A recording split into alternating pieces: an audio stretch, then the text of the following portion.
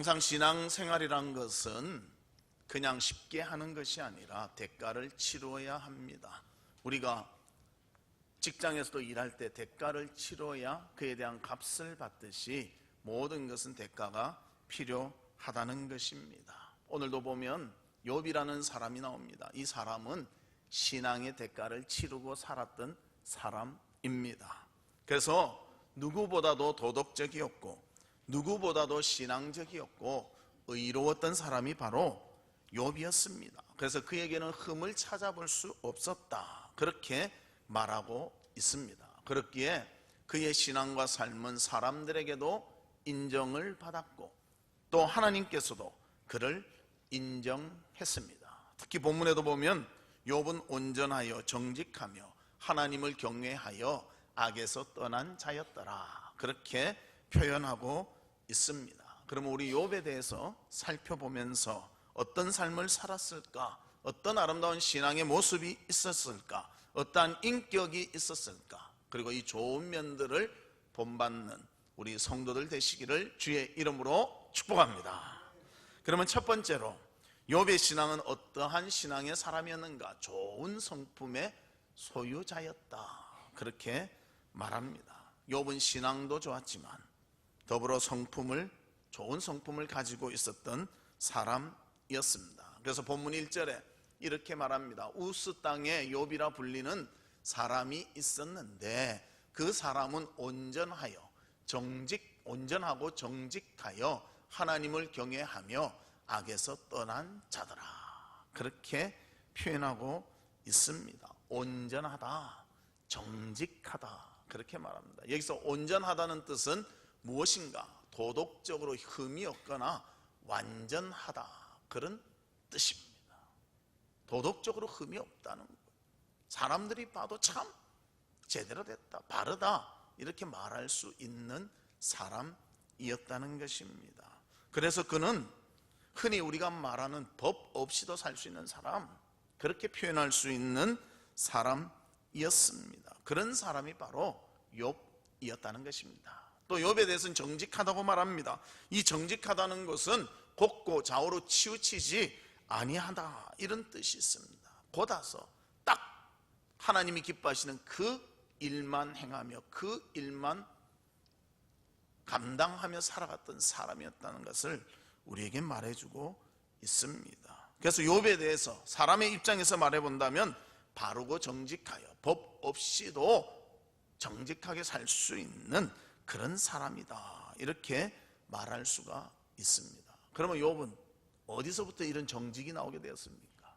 어디서부터 이런 온전한 믿음의 삶이 나오게 되었습니까? 그것은 하나님을 바르게 믿고 주님의 인품을 닮아가는 아름다운 성품을 가졌기 때문에 그런 모습이 나타나게 되었다는 것입니다. 우리도 예수 믿는다고 하지만요, 예수는 잘 믿는데 성품이 안 갖춰진 사람들도 있습니다. 그래서 예수는 잘 믿는데 싸움도 너무너무 잘한다, 그런 분들이 있지 않습니까? 예수는 잘 믿는데 하는 행동을 보면 꼭 그런 것 같지가 않다, 이런 사람들이 있지 않습니까? 옛날에 시골에 그런 사람이 있었답니다.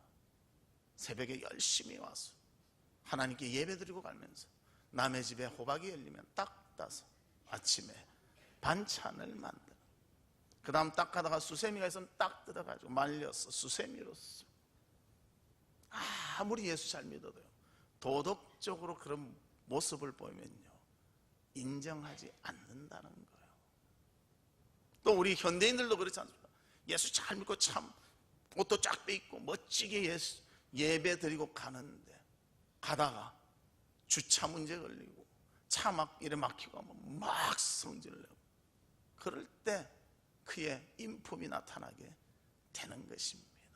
우리가 정말 예수 믿고 사랑하며 산다면요, 다른 사람도 사랑할 수 있는 능력이 있어야 하는 것입니다. 그래서 우리는 욥과 같이 정말 성품이 갖춰진 자로서 하나님 앞에 아름다운 인물로서 살아가는 모두가 되기를 바랍니다. 아름다운 사람들은요 TV에 봬도 많이 나옵니다. 요즘 TV에 나온 사람들 보면 얼마나 그래 잘생겼는지, 키도 큰지, 나는 키가 별로 안 큰 줄 알았는데 이래 서 있는 거 보니까 무지 키도 크고 멋지더라고. 아마 우리 교회 이래 다니면 전부 다 이래 볼 수 있는 그런 멋진 사람들이 많이 나옵니다. 그러나 그 사람들 모두가 대단하다고 말할 수가 없습니다. 외모는 화려하고 아름다울 수 있지만 하나님을 모른다면요, 정말 중요한 것이 빠져버리고 말았다는 거예요. 신앙의 삶 정말 중요하고요, 인품이 같이 자라야 하는 것입니다. 진짜 믿음이 있다면요, 성품도 자라게 되어 있습니다. 반대로 말하면요, 성품이 제대로 안 되면서 잘 믿는다면요, 그것은 뭔가 숨겨져 있든지 거짓일 수도 있다는 것입니다. 그래서 여러분들 진정 예수를 사랑하십니까? 하나님께서요, 그런 자에게는 은혜를 베풀어 주시사 사람도 사랑할 수 있는 마음을 주십니다. 그리고 말씀을 듣고 깨달으면요, 남을 흠잡고 욕하고 할 수가 없어요. 사랑할 수밖에 없습니다. 내 은혜가, 내가 받은 은혜가 너무나 큰데 나는 정말 버러지만도 못하고 저 지옥에 빠질 인생이었는데 하나님이 건지셨어요. 사람 만들어주시고 인생의 삶의 기쁨을 주셨는데 뭐 다른 걸 가지고 그렇게 연연하겠습니까? 그래서 진정 성품이 닦여서 하나님 앞에 믿음으로 바로 서는 모두가 되기를 주님의 이름으로 축복합니다. 진정 아름다움은 하나님을 알아야 하고요, 인격이 그 하나님의 인격을 닮아가야 하고요, 신앙이 있을 때 갖추게 되는 것입니다. 그래서 예수 믿는 사람 이래 다니면요, 예수 믿으십니까? 이렇게 좀 물어보잖아요. 그런 일 별로 없습니까? 저는 저번에 깜짝 놀랐어요. 그냥 아닌 척하고요, 이래 잠바 입고 이렇게 가서 자꾸 이제 볼일을 봤는데 그분이 그러는 거예요. 그래서 왜 그러냐니까, 목사님 아니세요? 아니 내 잠바 입고 왔는데 어떻게 알았어요? 조금 그런 냄새가 풍기. 목사는 무슨 냄새가 풍기지 모르겠어요. 안경 껴도 목사 아닙니까? 눈목 넉사? 근데 뭐 그렇게 하더라고요. 그래서 그런가 보다. 우리를 볼 때 예수의 향기가 나니까 정말 그리스도인이시군요, 이렇게 답을 들을 수 있는 우리 모두가 되기를 바랍니다. 그래야 세상을 변화시킵니다. 세상 사람과 똑같이 하면요, 세상 변화시킬 거 아무것도 없습니다. 욥은 신앙과 인격을 갖춘 진정한 하나님의 자랑거리가 되는 그런 인물이었습니다. 그래서 욥기 1장 8절에 보면 우리 같이 한번 읽어볼까요? 시작. 여호와께서 사탄에게 이르시되 내가 내 종 욥을 주의하여 보았느냐, 그와 같이 온전하고 정직하여 하나님을 경외하며 악에서 떠난 자는 세상에 없느니라. 누가 하는 말입니까? 하나님이 하신 말이에요. 누구에게? 사탄에게. 욥은 어떤 사람인가? 온전하고 정직하여 나를 경외하며 악에서 떠난 자다. 세상에 그런 사람 없다. 하나님이 자랑하셨습니다. 우리를 볼 때도 우리 부평하랑교회 성도들을 봐라. 얼마나 인격이 갖춰지고 사랑하며 존중하며 아름다운 모습으로 남들에게 복음을 전하며 믿음의 삶을 살아가는가, 너무너무 자랑스럽다. 이렇게 우리가 칭찬받아야 되지 않겠습니까? 그런 칭찬을 받을 때 하나님으로부터 인정받으며 사람으로부터 인정받는 믿음의 일꾼이 되어질 줄로 믿습니다. 그래서 우리가 신앙이 성장하면요, 인격도 같이 성장하는, 성품도 아름답게 변화되는 것입니다. 신앙은 성장한다고 하면서 옛 성품 그대로 가지고 옛 모습 그대로 나타난다면요, 그것을 신앙의 성장이라고 말하기는 어렵다는 것입니다. 그래서 우리는 언제나 욥과 같이 인격을 갖춘 성품이 준비된 그런 자들이 되기를 바랍니다. 그런 성품이 있기 때문에요, 나중에 욥에게 고난이 오지 않습니까?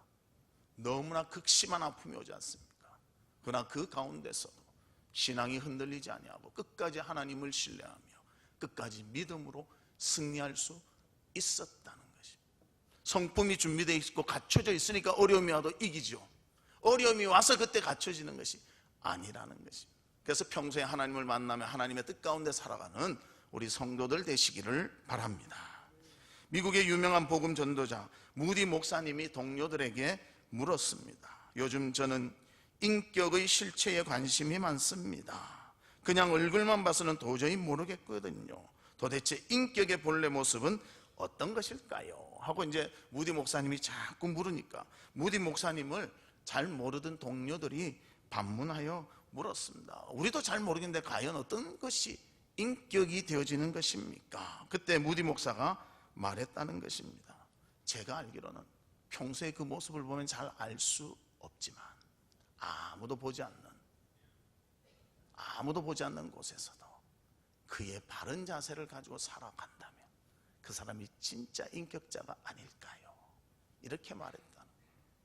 우리 크리스찬들은요, 사람이 보는 앞에서도 정직하게 살지만 사람이 보지 않는 곳에서도 하나님이 보시는 것을 알고 진실하게 살기를 바랍니다. 그런 사람이 있지 않습니까? 요셉은 아무도 없는 곳에서 보디발의 아내가 유혹합니다. 그러나 내가 어떻게 하나님께 이 큰 죄를 범할 수 있습니까? 아무도 보지 않았고 아무도 그 죄에 대해서 말할 수 없는 그런 환경 속에서도 믿음 가운데 바른 신앙을 지켜나갔다는 것입니다. 아무도 보지 않는 곳에서 정직하여 신앙을 지키며 인격을 갖춘 믿음의 모든 성도들 되시기를 주님의 이름으로 축복합니다. 두 번째로는 욥의 신앙은 어땠는가? 하나님을 경외하는 자였고요, 그 경외함으로 복을 누린 자가 바로 욥이었다는 것입니다. 본문 2절과 3절에 보면 그에게 어떠한 하나님이 복을 주셨는가? 그에게 아들 7과 딸 3이 태어나니라. 얼마나 복됩니까? 요즘 저러면요, 아들 3만 있어도, 그런데 아들 7에 딸 3이라니 저를 어떻게 키울까 하지만 옛날에는 사람이 많은 것이 복이었습니다. 그리고 3절 말씀에 보면 그의 소유물은 양이 7,000마리요 낙타가 3,000마리요 소가 500결이요 암나귀가 500마리이며 종도 많이 있었으니 이 사람은 동방 사람 중에 가장 훌륭한 자라. 그렇게 말합니다. 전에 성경은요, 동방에서 큰 자라 했는데요, 지금은 동방에서 훌륭한 자라고 바뀐 거라. 왜냐하면 큰 자라는 것은 그냥 부자다 이런 의미가 있다면, 훌륭한 자라면요, 부자이면서 좋은 인품도 갖췄다는 것을 표현하고 있습니다. 그래서 그는 동방의 훌륭한 자, 재물도 있고 인격도 갖춘 놀라운 자라는 것입니다. 그럼 무엇이 그를 그렇게 훌륭하게 만들었습니까? 그것은 하나님의 뜻을 좇아 살았기 때문에 하나님께서 복을 내려주시고 하나님께서 공급자가 되시고 하나님께서 모든 것을 다스리는 자가 되셨기 때문에 그런 칭찬을 받는 자가 되었다는 것입니다. 그래서 욥은 하나님으로 인해서 물질의 축복을 받았습니다. 그뿐만이 아니라 인격도 갖추면서 하나님의 자녀로서의 삶을 살았다는 것입니다. 왜냐하면 하나님을 경외했기 때문입니다. 그의 삶에 있어서 가장 중요한 분 하나님이셨습니다. 그 하나님이 원하시면 그는 언제나 순종했습니다. 모든 것을 하나님께 맡기고 살았던 사람이 바로 욥이었다는 것입니다. 그러기에 우리 사랑하는 성도들도 삶의 가장 중심에 하나님이 계시고요, 하나님께 순종하시고요, 하나님이 원하신다면 그것을 무조건 따르며 맡기며 생활하는 모두가 되기를 바랍니다. 그래서 잠언 22장 4절에서도 이렇게 말합니다. 겸손과 여호와를 경외함의 보상은 재물과 영광과 생명이니라. 겸손하게 여호와를 경외하면 하나님은 보상을 주시는데요, 재물의 복을 주시는데요, 영광을 얻게 하시는데요, 생명의 은혜를 주시는데요. 여러분들 영광을 얻기를 원합니까? 생명을 누리기를 원합니까? 재물의 복을 받기를 원합니까? 여호와를 경외하십시오. 답이 나와 있지 않습니까? 답이 있는데도 안 하는 것은 너무나 안타깝지 않습니까? 다 가르쳐줘도 안 하는 사람들은 어떻습니까? 다 가르쳐줘도 안 하는 사람들은요, 안타깝습니다. 우리 여자들 그러잖아요. 이야, 어디에 세일하더라, 뭐가 물건도 좋고 값도 싸고 그거 오늘 하루밖에 안 하는데 하면요, 어느새 그 소리를 듣는 순간 로켓과 같이 그곳에 가서 물건을 사고 있습니다. 그런 건 순종을 잘합니다. 성경에 있는 말씀 더 순종해, 더 순종해. 그래서 우리가 이 말씀과 같이 겸손과 여호와를 경외함, 이것이 영광과 생명과 재물의 축복이 된다. 목사님 어떻게 하면 부자 될까요? 잠언을 보십시오. 그리고 순종하십시오. 그러면 재물의 복을 주실 것입니다.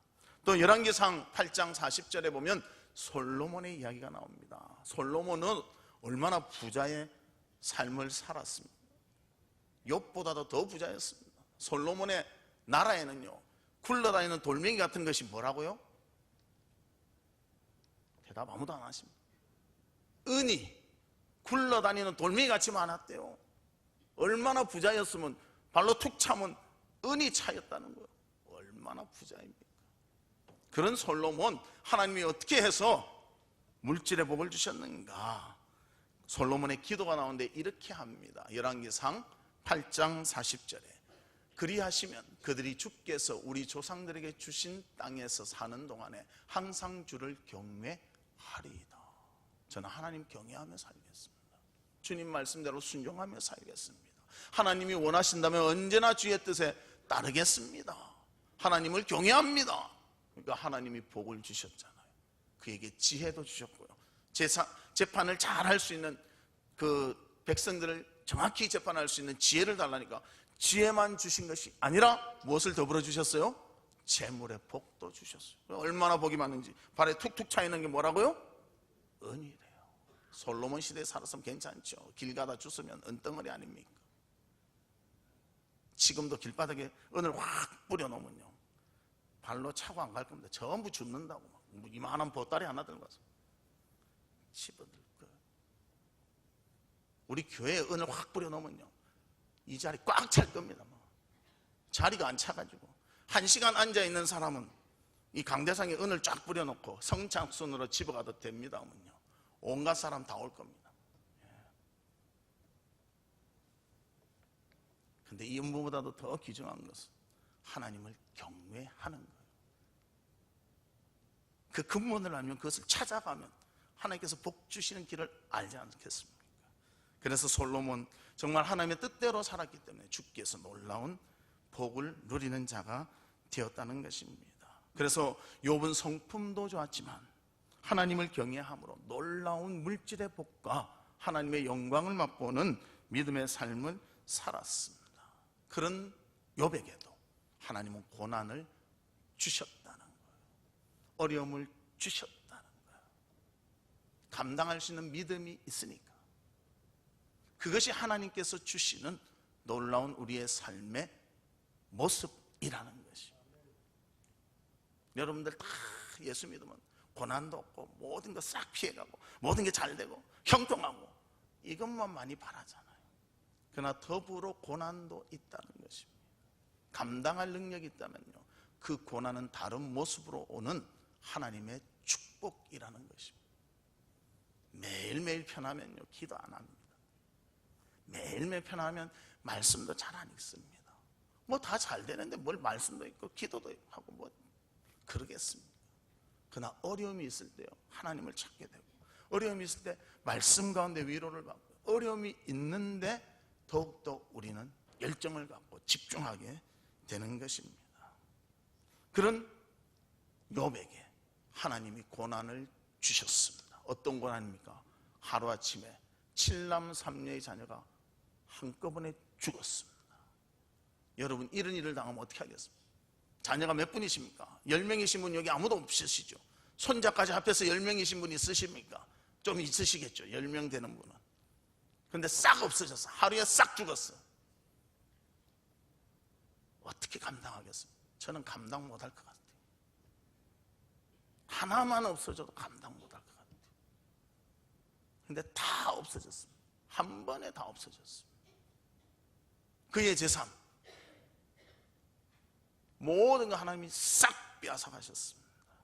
양이 7,000마리요, 낙타가 3,000마리요, 소가 500결이요, 그 다음 암나기가 500마리, 종들도 많은데 싹 없어졌어요. 알거지가 됐습니다. 자녀도 다 잊어버리고. 그런데 욥은 그때 뭐라고 고백하고 있는가? 그가 얼마나 하나님을 경외했으면 하나님이 이 욥을 사랑하시고 자랑하셨는가. 욥기 1장 21절과 22절에 말하고 있습니다. 우리 같이 한번 읽어볼까요? 시작. 이르되 내가 모태에서 알몸으로 나와 싸운즉 또한 알몸이 그리로 돌아가올지라. 주신 이도 여호와시요 거두신 이도 여호와시오니 여호와의 이름이 찬송을 받으실지니이다 하고. 아들 다 죽었습니다. 재산 다 없었습니다. 하나님이 찬송 받으실지어다. 그런 고백이 나오겠습니다. 22절 시작. 이 모든 일에 욥이 범죄하지 아니하고 하나님을 향하여 원망하지 아니하니라. 아마 우리 같으면 이랬을 것 같아요. 주신 이도 여호와시지만 주시기만 하지 왜 거둬가십니까? 그렇게 할 거예요. 근데 욥은 주신 이도 여호와시오 거둬가신 이도 여호와시오니 주님이 찬양을 받으실지니이다. 놀라운 신앙 아닙니까? 하나님을 경외한다는 것은요, 어떠한 상황이 되더라도 좋은 상황에도 하나님을 찬양하지만 힘들고 어렵고 괴로운 시간에도 주님을 찬양할 수 있는 자가 주님을 진심으로 경외하는 자입니다.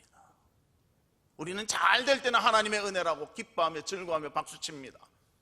축하해 줍니다. 그러나 어려움이 있으면 어떻게 합니까? 왜 이럴까?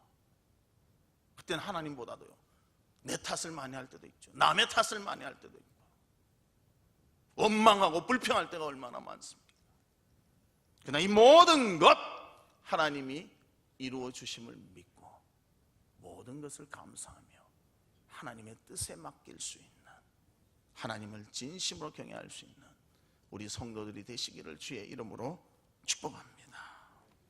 미국의 월간 잡지 머니라는 잡지가 있습니다. 돈이란 뜻이죠. 그 통계에 보면 미국인의 82%가 가장 많이 생각하는 것이 돈이랍니다.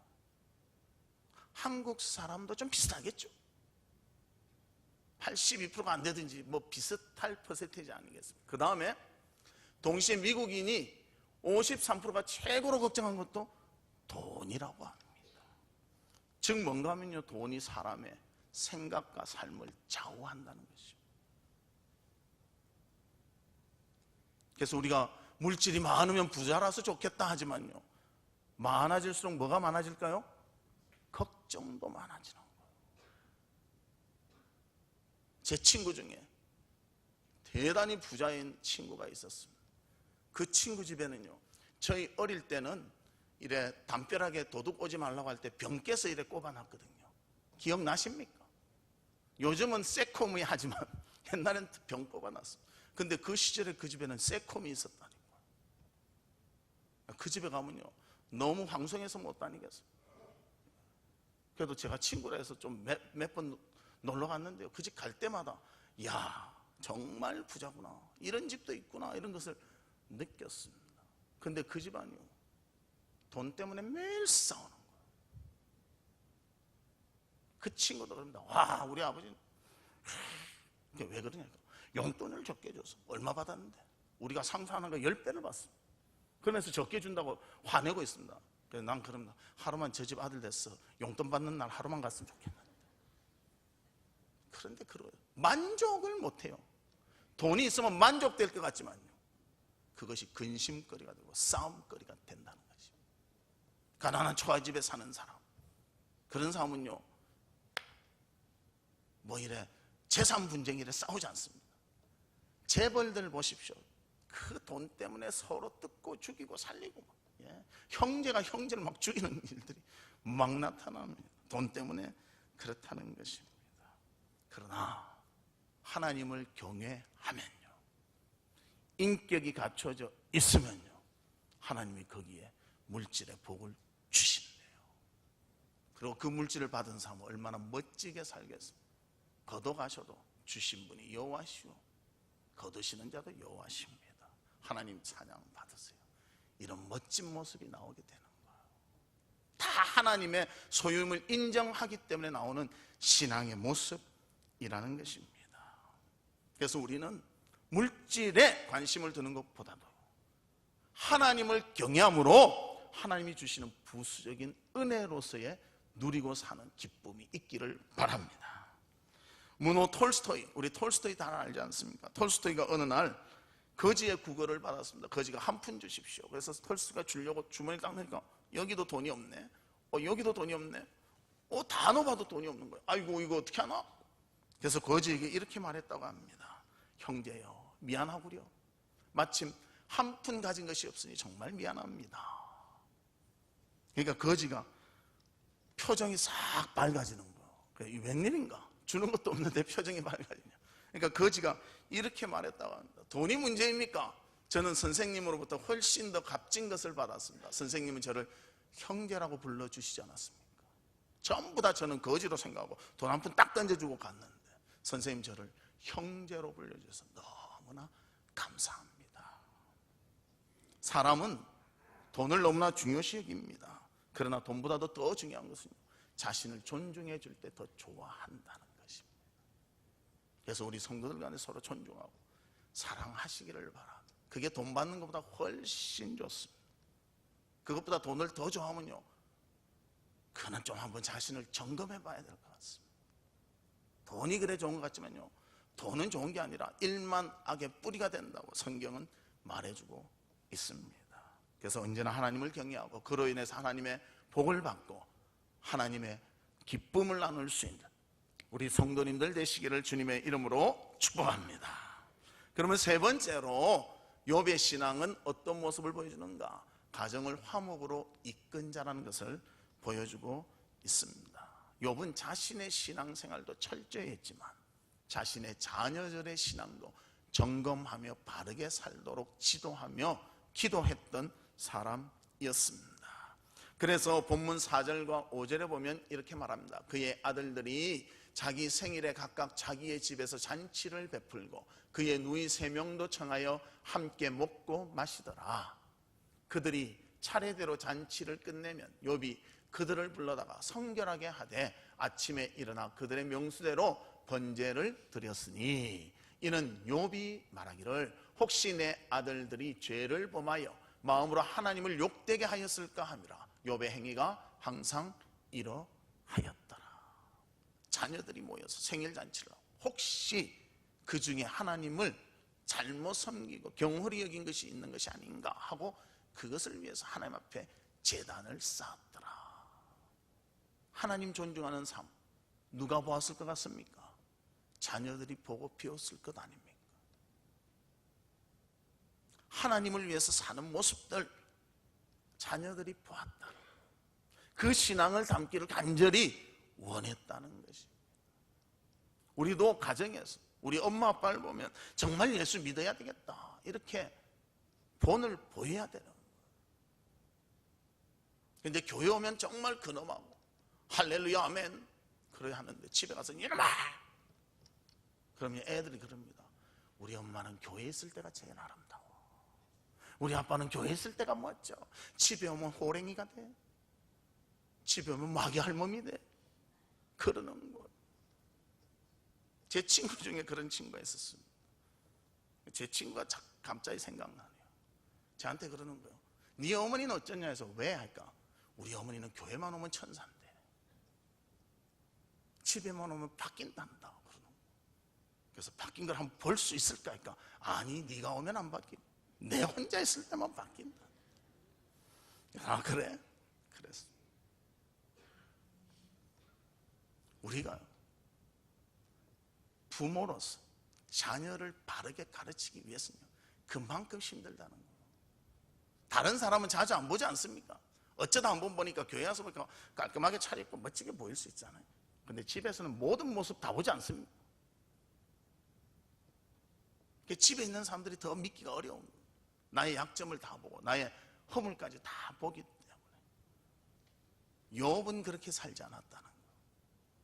자신의 삶을 통해서 아이들이 바른 신앙을 배울 수 있도록 그 믿음의 삶을 살았다는 것을 분명히 보여주고 있습니다.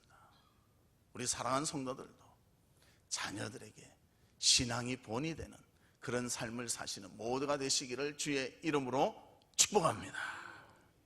그래서 여기에 보면 자녀를 위해서 제사 드렸다고 합니다. 즉 하나님께 예배 드리는 본을 보였다는 것입니다. 신앙의 바른 자세를 보여줬고요, 하나님을 경외하는 모습을 욥은 보여주었습니다. 그래서 그의 최고의 관심은 하나님이시고요, 하나님을 섬기며 하나님이 원하시면 그런 삶을 살기를 간절히 원하며 그렇게 살았다고 말해주고 있습니다. 그래서 5절 마지막에도 보면 욥의 행위가 항상 이러하였더라. 한 번만 그런 것이 아니라 언제나 반복적으로.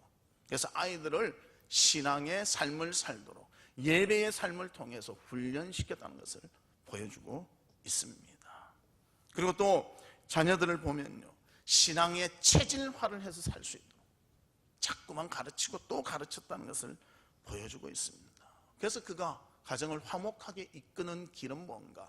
말씀 가운데, 신앙 가운데 자녀들을 키우니까요, 그 아이들도 하나님의 인격을 본받아 서로가 존중하며 사랑하며 아버지를 공경할 수 있는 그런 자가 될 수가 있었다는 것입니다. 저는 한 번씩 이런 말을 듣습니다. 목사님, 우리 자녀가 믿음이 없어서 그런데요, 좋은 신랑감 없습니까? 좋은 신부감 없습니까? 이래요. 그럼 저는 어떻게 대답하는가? 뭐 똑부러지게 대답 못합니다. 그냥 그러세요? 하고 지나갈 때가 많습니다. 근데 반대로 한번 물어볼게요. 여러분들 자녀가요, 믿음도 좋고 실력도 있고 모든 것을 다 갖췄어. 근데 신앙 없는 사람이 있으면 거기 시집 보내겠습니까? 장가 보내겠습니까? 당장 이러시네. 이거 아니란 뜻이죠. 또 아프리카 가면 이게 그거란 뜻이라던데. 반대로 생각해 보세요. 그럼 어떻게 해야 신앙 좋고 실력 있는 사람 만날 수 있겠습니까? 내 자녀를 신앙으로 키워야죠. 실력 있는 자가 될 수 있도록 노력하게 만들어야죠.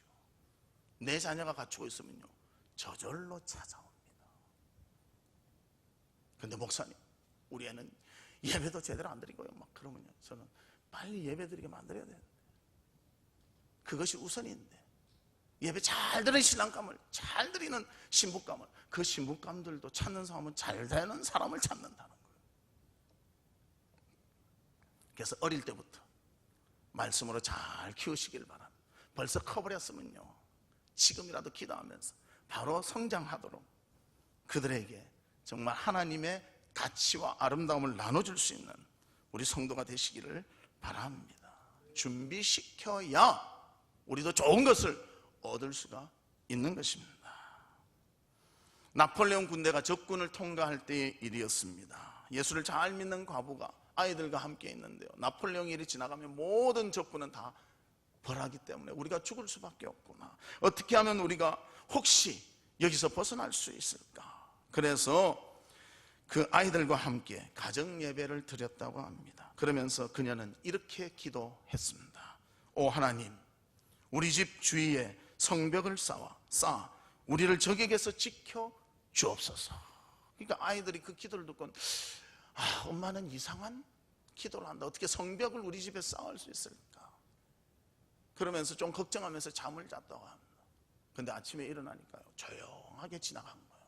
분명히 나폴레옹 군대가 지나갔는데 조용하게 지난 거예요. 그래서 밖에 나가보니까요, 그날 눈보라가 확 쳐가지고요, 그 집을 완전히 덮어버린 거예요. 그러니까 집이 있는지 없는지도 모르게 하나님이 만들어 주신 거예요. 성벽을 만들어 주셨다는 것입니다. 외부의 침입으로부터, 적군들의 아픔으로부터 공격을 막아주시는 분은 하나님이신 줄로 믿습니다. 우리는 기대하지 못하지만 우리가 하나님을 신뢰하면서 하나님을 위해서 기도할 때 그 기도가 하나님의 응답을 받으면 놀라운 일들이 이루어지게 된다는 것입니다. 이 자녀, 어머니의 기도를 보고 어떤 생각을 했을까요? 하나님 우리를 지켜주시는구나, 하나님 우리를 사랑해 주시는구나, 우리의 간절한 기도는 들어 응답해 주시는구나, 이것을 배우게 되는 거 아닙니까? 우리 자녀들에게도 이런 믿음의 부모들이 되시기를 바랍니다. 그냥 기대만 하지 말고요, 본을 보여야 됩니다. 또 그들을 그렇게 살도록 교육하고 훈련시켜야 한다는 것입니다. 그래서 저는 언제나 그런 것을 좋아합니다. 내 자녀도 잘 믿음으로 준비되고요, 저쪽 자녀도 잘 준비가 되고 모두가 주님 안에 있는 자들은 믿음으로 잘 준비해야 돼요. 하나님을 기쁘시게 하는 자가 되었다. 이런 고백들이 좀 있기를 바랍니다. 그러기 위해서는 준비해야 됩니다. 훈련시켜야 됩니다. 그냥 되는 것은 거의 없습니다. 저도 이래 보면 우리 교회 주일학교 아이들이 이래 지나갑니다. 어떤 애는요 못 본 척하고 지나가고 아마 못 본 것으로 생각하겠습니다. 어떤 아이들은 꼭 와서 목사님 안녕하세요 그렇게 인사하는 애들 있고, 어떤 아이는 배꼽을 딱 잡고 배꼽 인사하는 애들도 있습니다. 그냥 나왔겠습니까? 준비되었기 때문에 나오죠. 우리가 그냥 신앙을 키워나가는 것이잖아요. 욥도 그냥 하나님이 복 주셔서 그렇게 된 사람이면 신앙이 있었기에 하나님이 복을 주셨고요, 신앙으로 살았기 때문에 하나님이 복을 주신 줄로 믿습니다. 말씀의 결론을 맺겠습니다. 10년이면 강산이 변한다는 말이 있습니다. 세상은 변하고 환경은 변합니다.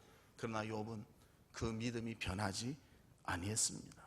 꾸준하게 하나님을 경외했고 또 하나님의 성품을 닮아갔고 자녀들을 믿음으로 양육하기 위해서 헌신하고 수고했습니다. 그러기에 고난과 어려움이 닥쳐도 흔들리지 아니하고 끝까지 그 신앙을 지켜나가는 자가 되었다는 것입니다. 우리도 마찬가지로 하나님의 인품을 담고 하나님을 경외하며 살고 자녀들을 본을 보이며 믿음으로 이끌어서 우리의 삶이 욥과 같이 아름다운 신앙인의 삶을 살아가는 우리 성도님들 되시기를 주의 이름으로 축복합니다. 우리 이 시간 다 같이 기도